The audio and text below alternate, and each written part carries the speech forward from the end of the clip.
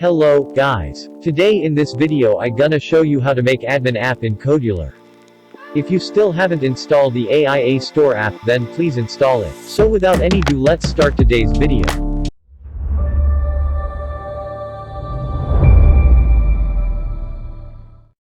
In previous video we had discussed the logic of admin app, and we had discussed the first logic of admin, that is how we can call users data. Now in this video we gonna talk on second logic, that is how we can edit the user details from admin by using Airtable database. If you still haven't watched the first part, then better is to watch first part. Link is given in I button as well as in pin comment. So let's start the video. So second logic is to edit the data. So we can use this logic to update the user's data. Such as we can block user, we can increase the balance of users, or many more things you can edit. So now I am going to explain how we can edit user data.